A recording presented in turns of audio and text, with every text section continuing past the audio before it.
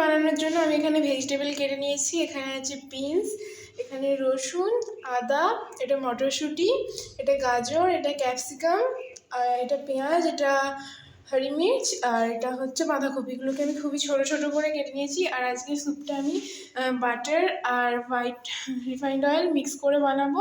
চলুন রেসিপিটা দেখা যাক।